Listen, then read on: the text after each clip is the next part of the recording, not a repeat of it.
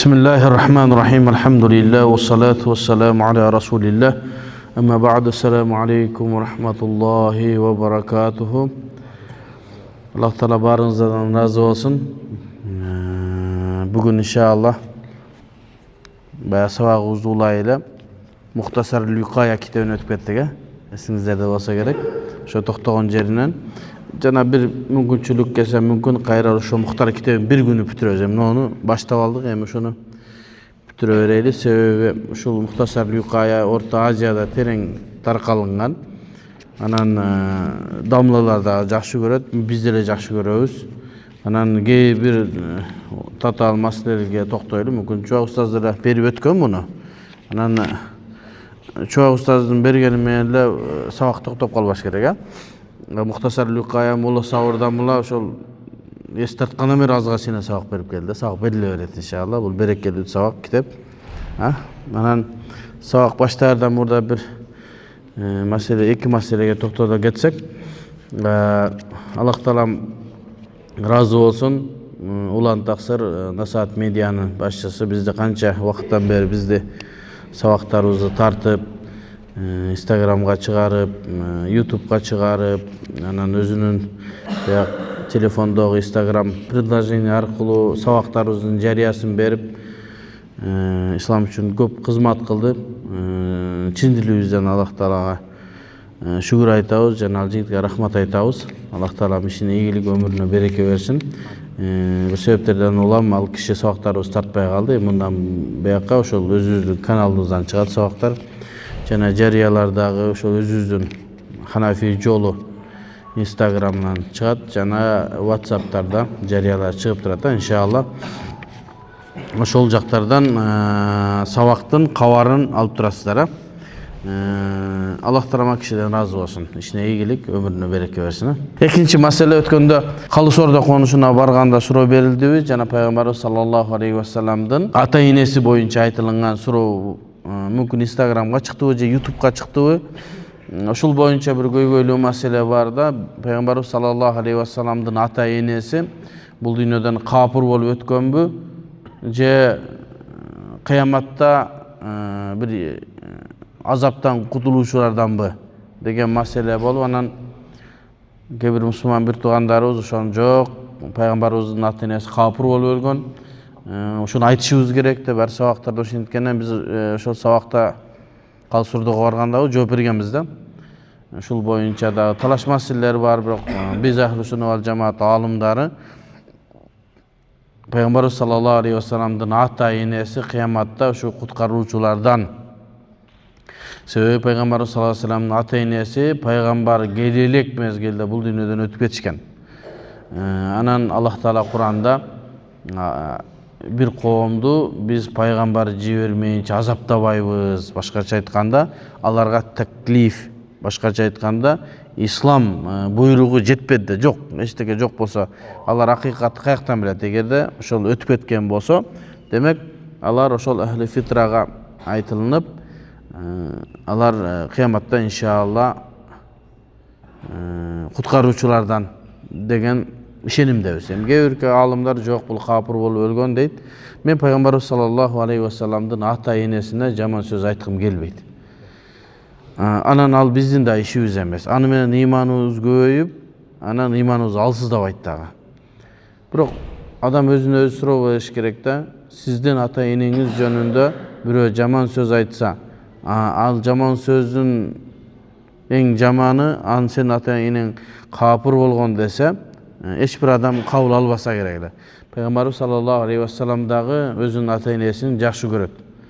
Анан эми ал боюнча кээ бир хадистер келген, Пайгамбарыбыз саллаллаху алейхи ва салламдын аби ва абука финнар деп, менин атам да сенин атаң да тозокто деген бир сахабага айтканын, атасы тозокто экенин Пайгамбарыбыз өзү айткан дейт. Ал хадиске дагы алымдарыбыз мындай түшүндүрмө берген. Анан эгерде бир мүмкүнчүлүк болуп кала турган болсо, ушул боюнча да өзүнчө бир сабак кылып койсокпу деп ойлоп атам. Кээ бир алымдар атайын китеп жазган. Пайгамбарыбыздын ата энеси кыяматта ушу ийгиликке жетип куткаруучулардан деген. Анан Пайгамбарыбыз саллаллаху алейхи ва саллам энеси жөнүндө зыярат кылууга Аллах Тааладан уруксат турганда уруксат берилди. бирок истигфар айтып кечирим сураганга уруксат берилбе деген хадис бар. Ошону да кээ бир адамдар мына ушунда да бирөөнү. Анан ушул нерседен ал ошо капыр болгондугу үчүн ушу деп эми ушундай сөздөр бар. Бирок ошондо айттым эле Фикл Акбар имам Абу Ханифанын китебинде ошол пайгамбарыбыздын ата энеси жөнүндө бул имам Абу Ханифанын Фикл Акбар деген китеби устазыбыз Шейх Саид Багдаш тахкик кылып жарыкка чыгарган китеп. Ошол китепте ушундай деп айтылган Фикл Акбарда, ошо Фикл Акбар китебинде имам Абу Ханифа ма мата аля куфрин, капырлыкта өлгөн эмес деп айтылган.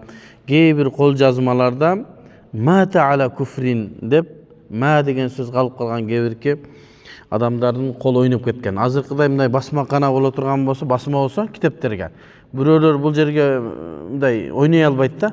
Анын үчүн атайын басмаканага кириш керек. Илгери бардыгы кол жазма болгондуктан ошол кол жазманы эле дароо эле бир барак алып туруп өзүн көчүрүп эле сатып берген. Ошондой болгон илгеричи басмакана жок, бардыгы кол менен жазылып, нуска деп коет, баягы көчүрмөлөр кол жазма менен болгон. Ошо жерде жазып атканда бирөөнү кошуп же бирөөнү алып койсо эле болду, маани өзгөрүп кеткен. Анан ошентип айтсам, мага кээ бир адамдар ушундай байланышты да. Сен бузукулук кылып атасың, Абу Ханифа пайгамбарыбыздын ата энесин тозокто эле деп айткан. Аны сен бузукулук кылып элдерге туура эмес маалымат берип атасың, кыяматта сен жооп бересиң дегендей мааниде ушинтип айтсаң түшүнбөйт. Анан ошого кээ бир адамдар да ошол түшүнүктө калып, мени айыптап аткан болсо деп өткөн китепти ала келдим, Фикл Акбарды. Анан ошол жерде имам Абу Ханифа рахматуллах алейхинин ушул неме боюнча айткан, ата энеси боюнча айткан сөзүндө мына Фикл Акбар китебинде устазыбыз Шейх Саид Багдаш жарыкка чыгарган китепте Дари Сираж басмаканасынын 49 бетинде Валида Расулиллахи саллаллаху алейхи ва саллам, пайгамбарыбыз саллаллаху алейхи ва салламдын ата энеси мата аля куфрин, капырлыкта өлгөн эмес деп жазылды. Мынакей мата. Мынакей атайын жашыл неме менен кылып койдум, мүмкүн камера менен да жакындатып коебуз. Анан астында 2 деп туруп устазыбыз Шейх Саид Багдаш эмне деп тур? Ва казафи нусахин касира. Ушинтип мата капырлыкта өлгөн эмес деп бир канча кол жазмаларда ушундай деп келген деп устазыбыз Саид Багдаш айтат. Шейх Саид Багдаш китепти жарыкка чыгарууда мен билем ушу номер 1 деп дүйнө жүзүндө. Себеби бул киши, Аллах өмүрүн берсин, Ханафи мазхабтын китептерин жарыкка чыгарууга биринчи орунда. Себеби биздин кээ бир китептер кол жазма болуп туруп жарыкка чыкпай, анан ал жарыкка чыкпаса биз окуй албайбыз да, кол жазмаларды эмес, муну окуй албай атпайбызбы? Анан ошого жарыкка чыкпай турган көптөгөн китептери, Хидая болсун, Жаухаратын Найра Хаддадидикин, Канзуд Дакаиq, Кудури, Любабул Манасик, Имам Майдани деген койчу көптөгөн китептерди жарыкка чыгарды. Усулул Баздави акыйда боюнча азыр Бадауус Санаатты жазып атат, көптөгөн китепти жазып атат. Ошол кол жазмада бул киши өтө неме кол жазмаларды текшергенге өтө чебер киши. Ошол киши айтат, каза фи нусахин касира. Шундай эле мата аля куфрин, капырлыкта өлгөн эмес деген бир канча кол жазмалар да бар дейт. Кама хия фи мактабати Дарул Кутубул Мисрия. Китепкананын атын айтып атат, Дарул Кутубул Мисрияда ушундай кол жазма бар. Хайсу рааха би нафсихи Алламатул Каусар рахимахуллаху таала. Имам Каусар рахматуллах алейхи Осман империясынын акыркы шейх исламдарынан жанагы шейх исламдардын мудири, Осман империясынын мезгилинде. Ошол кишинин айткан сөзү бар, мен өз көзүм менен көрдүм Египетте, Мисирде. Ошол кол жазмада мата аля куфрин, капырлыкта өлгөн эмес. Башкача айтканда, фитратта аны Аллах Таала кийин бейиште кыяматта өзү чечип алат деген мааниде. Ошону бул жерде дагы айтат, Алламат Каусар рахматуллах алейхи дагы мына ушул нерсени өз көзүм менен көрдүм деп айткан китептеринде. Мен дагы көрдүм дейт. Кама фи Muqaddimatu alim wal mutaallim li Abi Hanifa.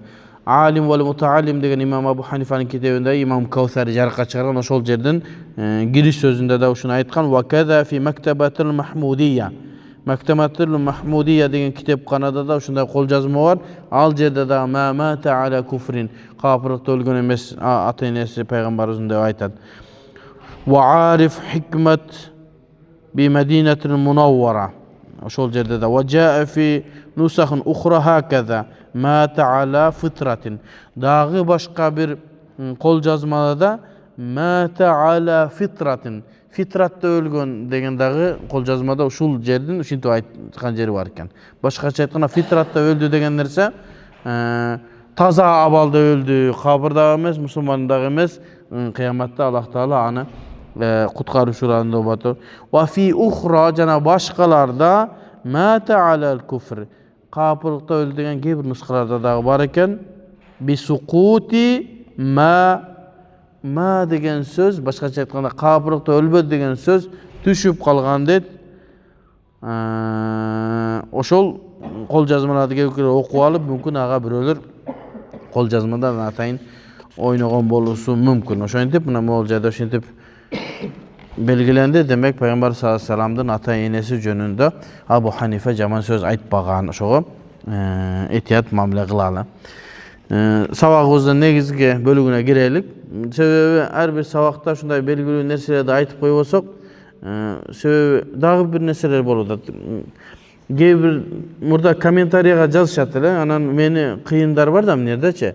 Комментарияны окуп эле кой, настроениең түшөт дейт да. Анан окубай койсом, уже личкеге жазып атышат. Комментарияны окубай койгонгочу. Жооп бербей атам да, мынтип окуп коесуң, карабай деле коесуң, анан уже личкеге жазып атышат да. Мындай болду, андай болду деп. Анан кече ошол Чуак устаздын дагы баягы пайгамбарыбыз менен Чуак устаздын ортосунда 33 адам болгон деген, ошо кандай десе, жок андай эмес. Мен билгенден 21 адам, экөөбүздүн устазыбыз бир. Дүйнөдө аялынан кийин эле Чуак устазды эң жакшы билген менмин. Экөөбүз чогуу окуганбыз, чогуу барганбыз. Экөөбүздүн устазыбыз бир, китебибиз бир. Андай болушу мүмкүн эмес десем, сенде антип бузукулук кылбагын, Чуак устазга антип жаман сөз айтпагын, ал 33 болгон дейт. Ошо акылы да жетпей атат. 33 деген нерсе Чуак устаздын кадырын түшүрөт экендигинен акылы жетпей атат. Ал пайгамбарыбыз менен сенин ортоңда канчалык адам аз болсо ошончолук урматтуу болосуң. Мен айттым 33 эмес 21 аз деп атсаң, жок деп сен айтып 33 ал деп менен талашасың. Байдын акчасын кембагал айт дегендей, жөн эле Чуак устазды адвокат болуп, менден өткөн адвокат барбы Чуак устазга? Анан ошого жөн эле мындай, бир нерсени сүйлөсөң акыйкат менен сүйлө, бир нерсени пикир жазсаң, же болбосо бир дома мындай кандай бир оңдойм десең, мындай эркекче мындай жакшы далилдер менен мен палан жерде чогуу жүргөнмүн, паланча китебинин негизинде 33 деп турат деп көтөрүп келсең, анан мен сага мен өзүм да китепти көргөзөм. Антип алып келе албайсың, гарантия да. Жөн эле неме кылыштын кереги жок. Ошого кээде ушундай нерселерди сабактын астында айтып койсок, ошол бойдон калып кетет. Кээде ошону айтпай койсоң, мен жаздым эле, жооп бере албады деген дагы сөздөр. Эми көп сөздөр жазып атышат, эми бардыгына жооп берейин десең дагы болбойт эми. Аллахым барыбызга хидаятын аябасын. Бүгүнкү негизги сабагыбызга келсек, ошол намаздын сыпаттарын айтып келди. Вар руку ва суджуд бил жабхати вал анфи бихи юфта деген жерге келген экенбиз. Руку жана суджуд.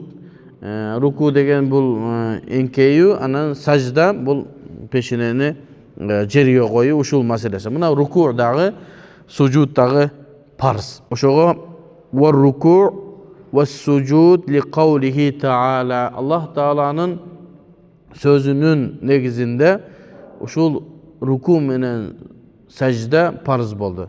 Al Hac suresinin 77. ayatında Ya eyyühellezine amenu ruka'u vescudu. Ey iman keltirgenler ruku kılgıla jana sajda kılgıla dedi. Mına uşul ayatın negizinde ruku jana sajda parz boldu.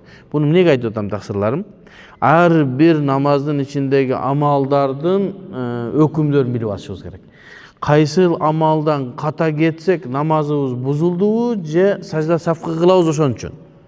Эгерде парыздар калып кете турган болсо намазың бузулат, кайра нөлдөн башташыбыз керек. Руку ва сужуттарыңыз калып кетсе же кылбай койсоңуз, анда намазыңыз бузулат. Ошон үчүн парыздарды, важиптарды, сүннөттөрдүн бардыгын айтып кетишибиз керек. Кечеде ушундай суроо берилди, парыз дегениң эмне депчи. Важип дегениң эмне? Парыз деген нерсе Аллах Таала тарабынан буйрулган же пайгамбарыбыз саллаллаху алейхи вассалам тарабынан машхур же мутаватир хадистерде буйрук иретинде келип, муштахид мутлактар мына ушул буйрук милдеттүү парыздыкка даллат кылат деп өкүм чыгаргандан кийин анан биз ошону парыз деп билебиз. Муштахид мутлак имам Абу Ханифа рахматуллаху алейхи жана башка муштахидтер руку менен сажданы фарыз деп бекиткен. Себеби кээ бир адамдар Курандан, хадистен түз өкүм алам десе, анда кыйналып калат. Өткөндө айтканбыз, Куранда, хадисте кээ бир буйруктар бар, бирок парыздыкка даллат кылбаган, балки мустахабтыкка даллат кылган. Кээде бир эле аятта эки буйрук болот, эки буйруктун бири парыз, экиси мустахаб болуп калат. Ошон үчүн кыяматта мойнубузга тоодой болгон күнөөнү алып албаш үчүн өзүбүздүн ибадатыбызды муштахид мутлакка байлай бериш керек. Эртең бизге мындай не деп коет, жанагы шылтоо дагы болот да. Алла муну муштахид мутлак деген экенсиң Абу Ханифаны. Аркасынан ечилип ушундан сурап ал. Ушуну эмне деп ушуну кылдым дегенге жакшыраак болот. Өзүң кылып алган болсоң, эмне кылдың десе, ушу аятты көрдүм, сен акың бар эле ошо аятты көрүп амал кылганга десе, маселе зор болуп калат. Себеби ар бир адам өзүнүн илимине, даражасына жараша амал кылышы керек. Канча жолу айттык, медсестра жүрөктөн операция кылбасын. Ал болгону укол сайып, тияк-бияктарды перевязка кылсын. Ошондой маселе. Мисалы, Жума сүрөсүндө канча жолу айтканбыз. Ва иза нудия лис-салати мин яумил жум'ати фас'у ила зикрилlah. Фас'у деген буйрук, фас'у дегени буйругу фарздыкка, важиптыкка милдет кылды. Фарздыкка. Жумага барыш. Ва иза кудиятис-сала, ошол аяттын акырында жума бүткөндөн кийин фанташиру фил ард, жерде таркап кеткиле деген мустахабтыкка кылды. Сен экөөбүз биле албайбыз аны. Валлахи биле албайбыз. Bir ayatta iki buyruk, birincisi par, ikincisi mustahab.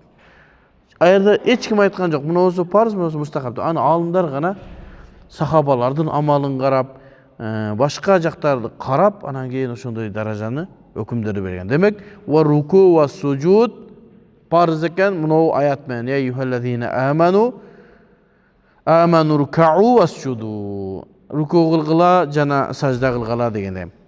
Fal erkanus salat şuriat fi kitabillahi mutafarriqatan deydi.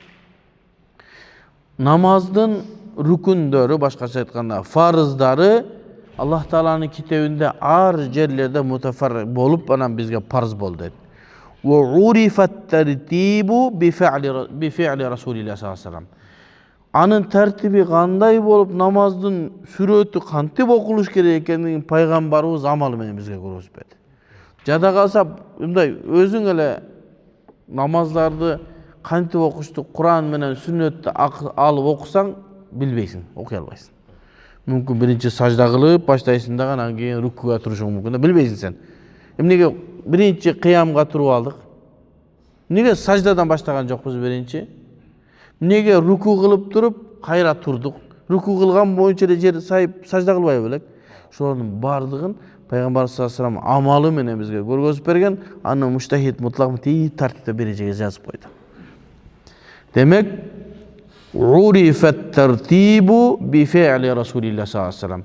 Namazın tertibi kanday bolgondugu Peygamberimizdin amalı menen boldu. Alemi parzdığı Kur'an'ın har yerlerinde ayet geldi. Vasjudu varka'u har yerde ayetlarda aytıp koyardı. Ana Peygamber sallallahu aleyhi ve sellem özünün amalı menen bizge tertipte berdi.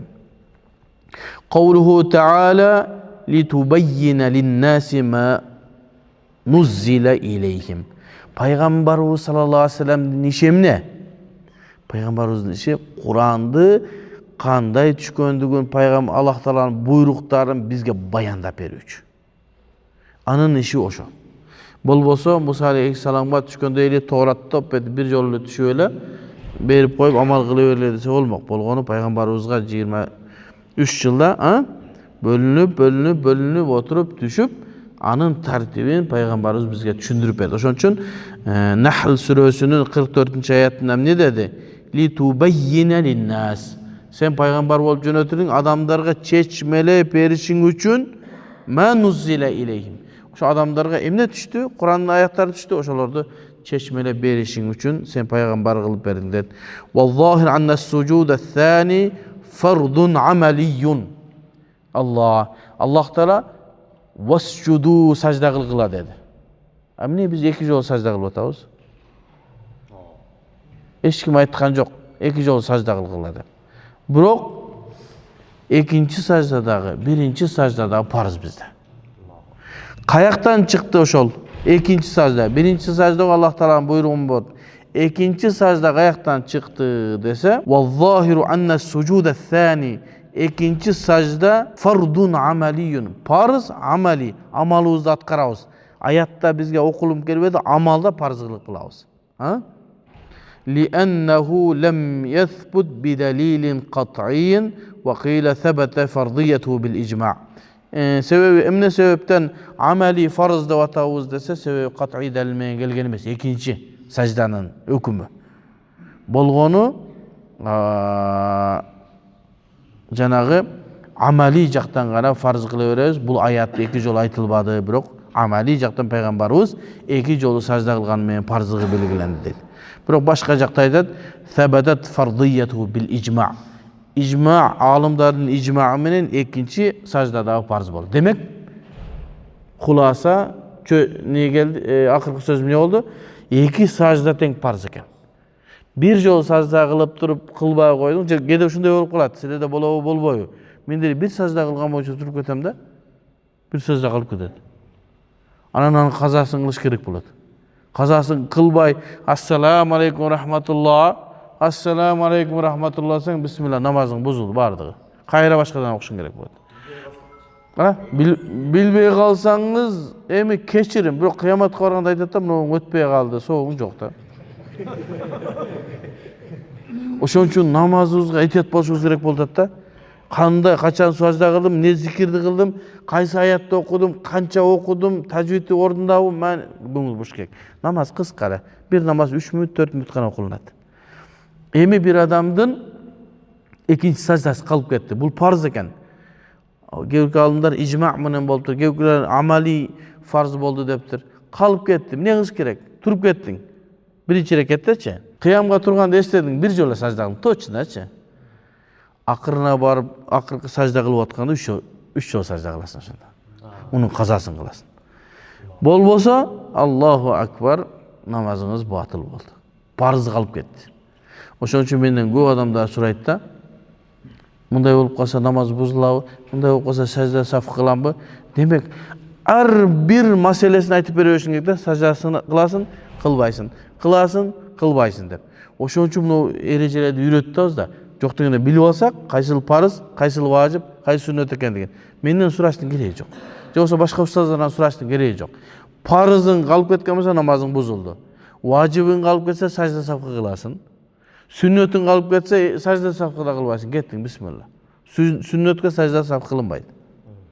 Oşoga azı farzda үйrөнүp ketebиz, estep koygula. Demek ayat okuş gerek dedik, ha? Kıraatu ayatin dedik.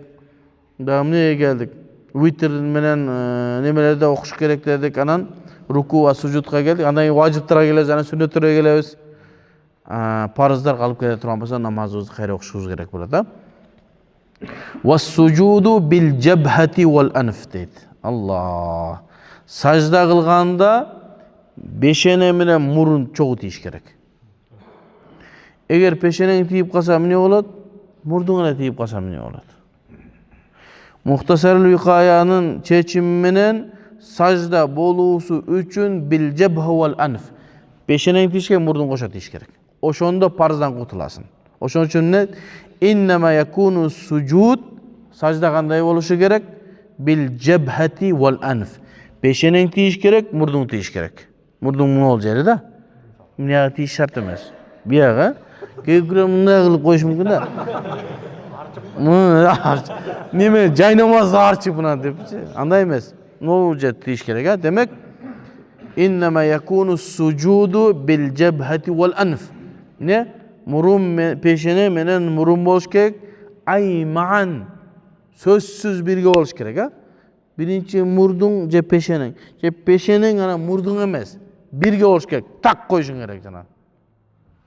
Koygonungda mınanda. Oşonda je olsa koyup atkanыңda dagы sajdan толық қанды парыздың атқарылышы үшін мындай ышқап жана кээ таксырлар эмнелер карарып кетет го ошондой кылыш керек.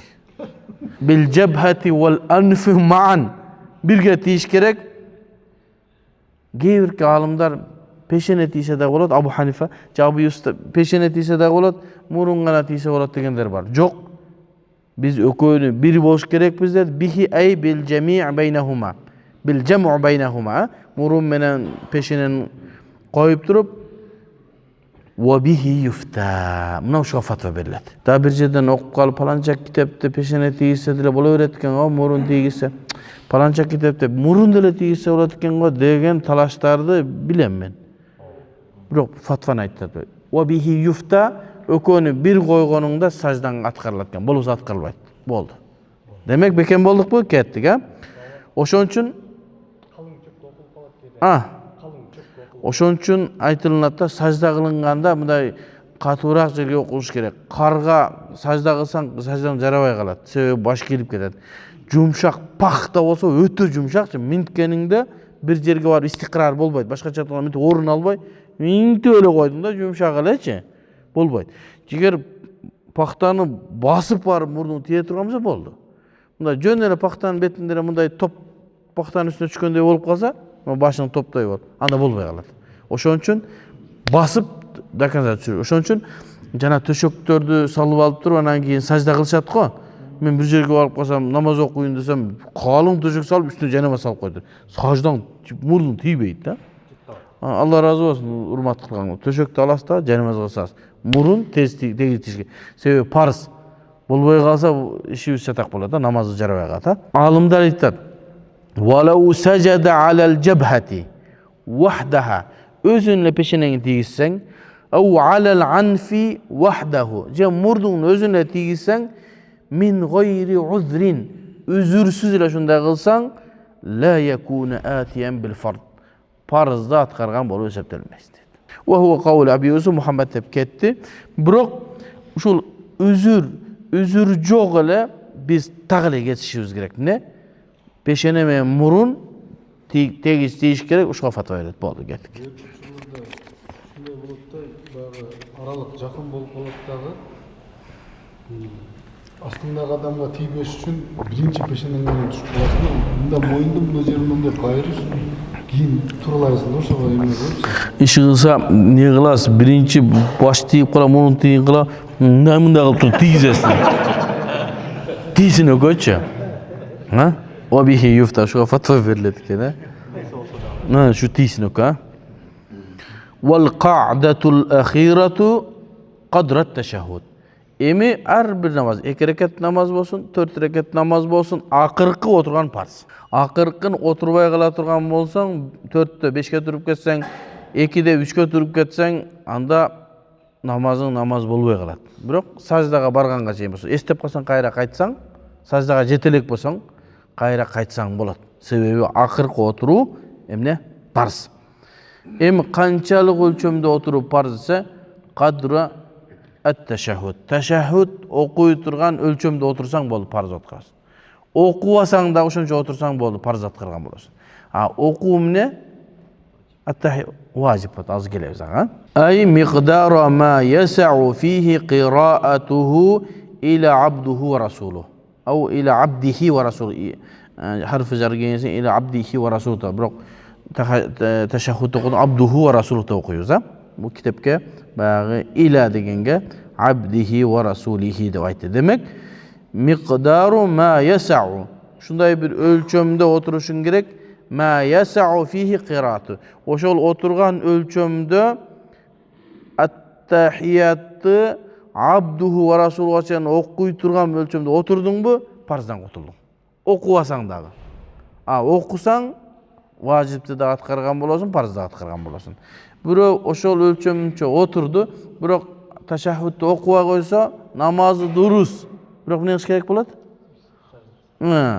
Adaşı sajasını kılış gerek bolat.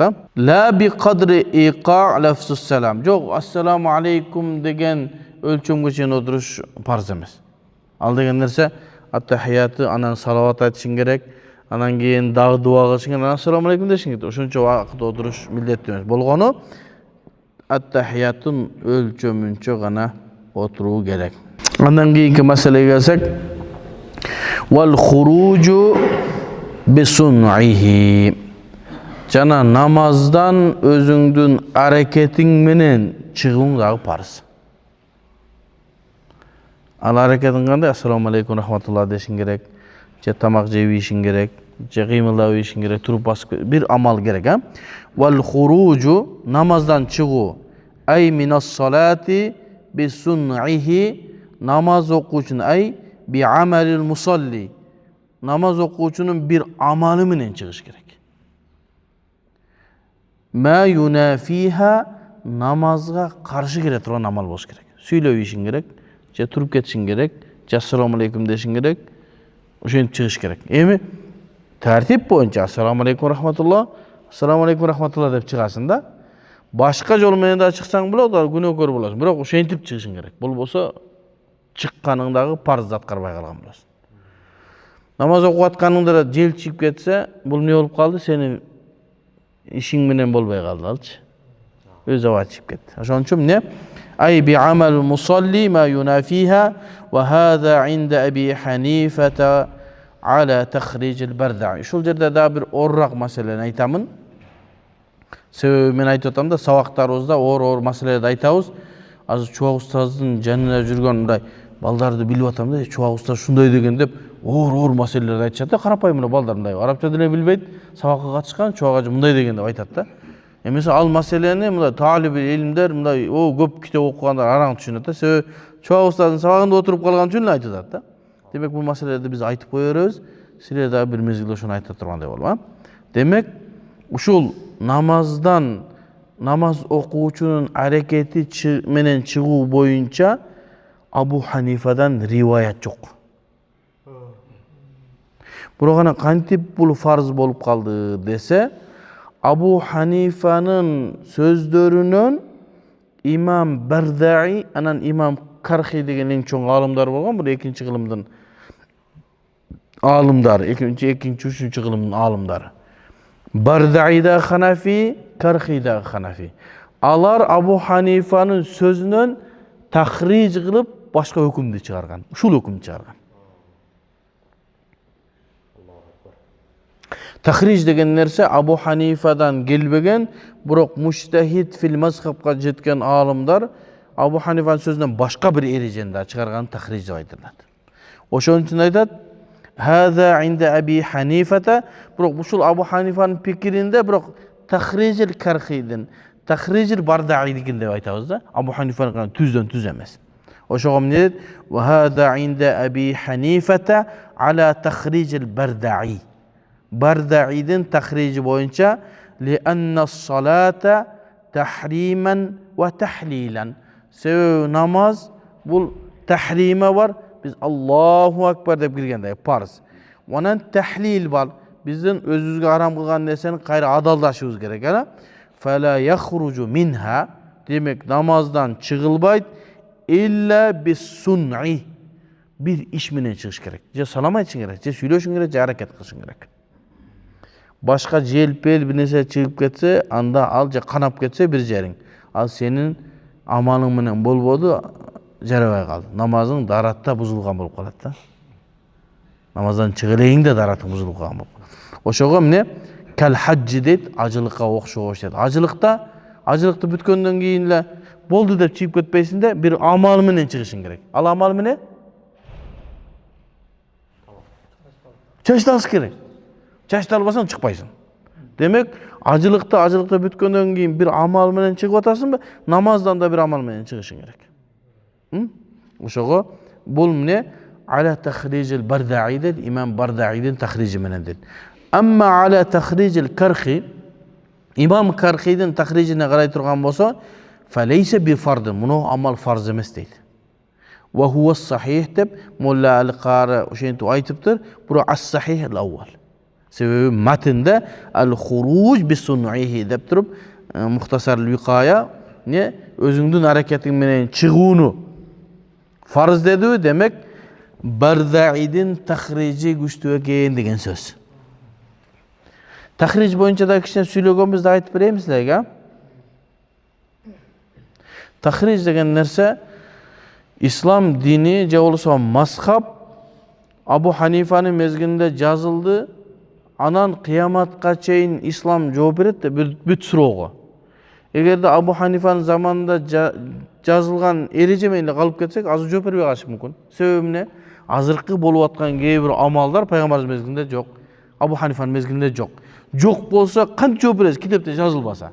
Демек, ар бир алымдар, ар бир заманда чыгат, алар муштахид мутлак болбойт, муштахид фил мазхаб болот, мазхабтын ичинде муштахидтер болот, алар Абу Ханифанын эрежесинен дагы бир жаңы эрежени чыгарат. Ошону тахриж деп айтылат. Эгер ушундай болуп турбаса, ислам токтоп калат анда. Кыяматка чейин ислам жооп берет деген нерсе анда болбой калат. Себеби азыр банкта ушундай иш болуп атат дейт. Ханафи мазхабынан канча жооп бересиң аны? Абу Ханифанын мезгилинде ошо банк деген болгон эмес. Аны кантип жооп бересиң? Анандан кийин алымдар эрежелерден тахриж кылып жооп берет. Болбосо Ханаф ислам кыяматка чейин жооп берет. Ислам кыяматка чейин дагы канча маселе жаңы нерсе пайда болот. Жанагы биздин мусулман бир туугандар айтып атат да, Куран сүннөт менен жашайбыз деп атышпайбы? Аларга айттык да, Куран менен сүннөт менен жашоо азыр мүмкүн эмес. Себеби эмне? Себеби Куранда 500 эле аят бар өкүм ала турган. Хадисте 2,5 миңден 5 миң аят бар, болду бүт. Биз Куран менен жашайбыз деген адам өзү билбеген абалда, хадис менен жашайбыз деген адам өзү билбеген абалда эмне дейт? Ислам убактылуу деген эле сөз болот. Пайгамбарыбыздын өлүүсү менен ислам токтоду деген сөз. Себеби кана Курандан банк сөзүн кантип табасың? Курандан соодалардын түрлөрүн каяктан алып чыгасың? Курандан имплант мынабы? Каяктан табасың аны тишиңе коюп аткан өкүм эмне болот? Гусулуң өтөбү өтпөйбү? Каяктан табасың? Я айюхаллазина аману иза вадa'тум имплант деп келбейт да. Эгер имплант койсоңор ушундай кылгыла деген. Демек, Куран менен хадис кыяматка чейин жооп берет десең, сен жалганчысың да. Куран менен хадис негизги эрежелерге жооп берди. Эми андан эрежелер түзүлүндү, эми эрежеден башка алымдар ошондон чыгара берет. Исламга ылайыктуу кылып башка эрежеден дагы башка эрежелерди кыяматка чейин чыгара берет. Ошон үчүн Абу Ханифа 150-жылы өлсө, азыркы күнгө чейин Ханафи мазхаб бардык маселеңизге жооп берип келет. Алымдар жаңы маселелерди чыгарып келет. Тахриждин шарты аякуна мин масаила мустажадда. Жаңы пайда болгон маселе болуш керек. О, эски маселени алып келип алып, мага окшогон жаңы маселе кылбаш керек. 18 мүнөт калыптыр, бир маселени айтып берейин дагы суроо жооп кетели. Мурда дагы айткам. Мүмкүн жаңы адамдар келип калды. Мен малака фикыйга жете элекмин. Малака фикыя деген нерсе фикта бир тажрыйбага жетет, ошол мезгилге барганда ал тахриж кылып баштайт. Жаңы маселелерди чыгарып баштайт. Эрежеден жаңы эреже чыгарат. Мен ал даражага жете элекмин. Орто Азияда мен билгенден эч ким жете элек. Аны үчүн кеминде 30 жыл, 40 жыл илим алыш керек. Ал шейхтерден алыш керек, бүтүндөй мазхабтын бардыгын окуш керек. Тахриж, таржихтердин бардыгын окуп чыгыш керек. Оор маселе. Бирок эгер чыкпаса эмне болот? Анда биздин Кыргызстандагы маселе чечилбей калып кетебиз десе, ушу Кыргызстанда ушу эң түзүгүрагынан сүйлөп баштайт. Себеби Кыргызстандагы маселелерди ушул жерде устаздар сүйлөшү керек. Негизги малака фикыяга жетпесе да андан төмөнүрактар маселени чечип бербесе, адамдардын маселеси чечилбей калып кетет. Намаздар дұрыс болуы қалышы мүмкін, сауда садық дұрыс болуы қалышы мүмкін. Башка мамлекеттерде бұл даражаға жеткен алымдар болушы мүмкін. Бирок алар биздин Кыргызстандагы маселелерге жооп бере албайт. Себеби фатвада өзүңдүн элин абалын, үрп адатын, абалын, элдин абалын түшүнгөн адам болуш керек. Ошон үчүн о сырттан туруп биздин атыбызга фатва бере албайт. Фатвасы өтпөйт. Биздин фатвабыз Тажикстанга өтпөйт, Казакстанга өтпөйт. Себеби биз Тажикстандын абалын билбейбиз, алардын үрп адатын билбейбиз, элин билбейбиз, даражасын билбейбиз. Ошон үчүн Расмул Муфти деген илимде айтылат да, кайсы бир адам ошол элинин үрп адатын, абалын билбесе ал фатва берүүгө жараксыз дейт. Ошого баары кичине сүйлөп баштайт. Анан кээ бир жаңы маселелерге да мен аракет кылып атам, кээде ката кетем, кээде туура болушу мүмкүн. Ошого кээ бир устаздардан мен ошону текшертип турам. Мен мындай дедим, мындай пикирим бар, такриж кылдым ушуга. Сен кандай дейсиң? Ушуга болобу десең, мында туура кылсын, мында туура эмес кылсын деп оңдоп турушат.